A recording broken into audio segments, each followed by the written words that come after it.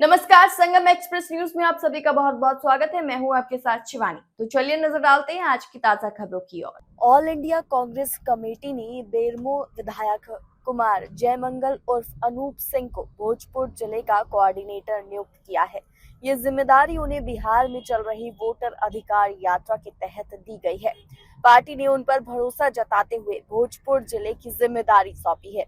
भोजपुर आगमन पर विधायक अनूप सिंह ने कांग्रेस कार्यालय में कार्यकर्ताओं के साथ बैठक की। इस दौरान उन्होंने यात्रा से जुड़ी तैयारियों की विस्तार से समीक्षा की और व्यवस्थाओं को बेहतर करने पर जोर दिया। विधायक ने कहा कि किसी भी स्तर पर लापरवाही बर्दाश्त नहीं की जाएगी और सभी कार्यकर्ताओं को सक्रिय रहना होगा। उन्होंने जिलाध्यक्ष को निर्देश दिया कि जो भी कमियां दिख रही हैं, उन्हें तुरंत दुरुस्त किया जाए। बैठक में महागठबंधन के कई कार्यकर्ता मौजूद रहे और सभी ने मिलकर यात्रा को सफल बनाने का संकल्प लिया। विधायक ने कहा कि ये यात्रा जनता के अधिकारों की लड़ाई है और इसे ऐतिहासिक बनाना हम सबकी जिम्मेदारी है। होते हुए आपको dairy on Son, barrel, Aurangabad, Amba होते हुए अभी ये यात्रा हमारी कुटुंबा होते हुए रफीगंज के रास्ते में है। आज राहुल जी रसलपुर स्कूल में विश्राम करेंगे, रात्रि विश्राम उनका वहाँ होगा और कल नवादा के लिए यात्रा का प्रस्थान होगा। कल राहुल जी का 1 दिवसीय विश्राम का समय चुना गया है। फिर परसों शाम में राहुल जी वापस आएंगे, तेजस्वी जी वापस आएंगे और 21 तारीख से यात्रा प्रारंभ होगी। यात्रा फिर उधर से चल के नवादा होते हुए, लखीसराय होते हुए, मुजफ्फरपुर होते हुए आपको जमुई के रास्ते, मधुबनी, दरभंगा के रास्ते, फिर आपको सिवान होते हुए, छपरा होते हुए आरा में इस यात्रा की समापन होगी। आरा को इसलिए चुना गया है कि आरा की धरती संघर्ष की धरती है और आरा की धरती में भेदभाव नहीं देखा जाता।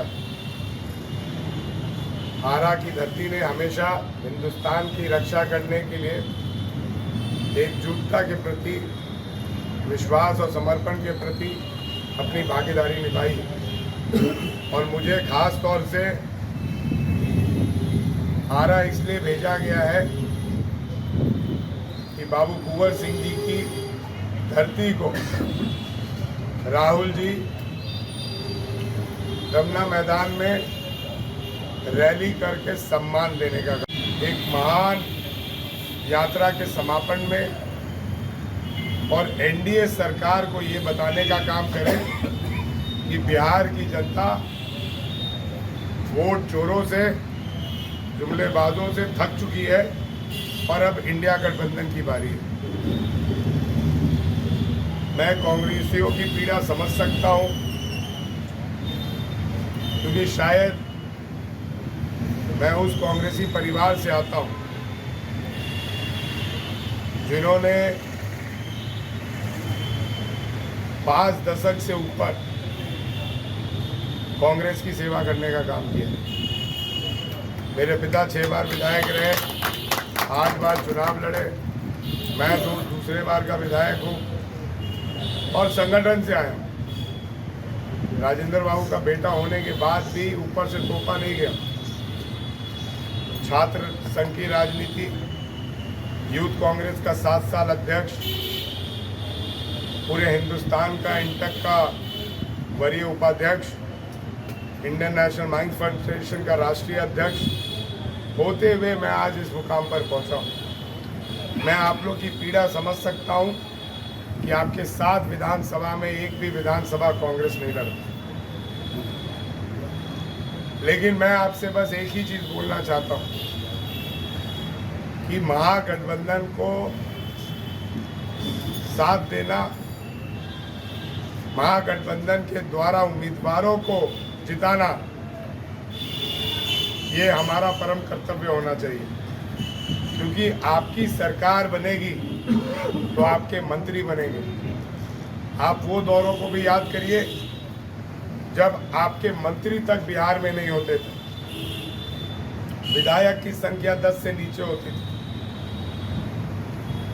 लेकिन जो निर्णय हमारे जननायक ने लिया और फिर हमारी इंडिया गठबंधन की सरकार बनी, तो आपके मंत्री भी बने, आपके विधायक की संख्या भी बढ़ी, तो कांग्रेसियों का काम होने लगा। अभी हमारी पहली प्राथमिकता है कि जो शोषित है, जो वंचित है, उनको आगे लाने की हमारी पहली प्राथमिकता है।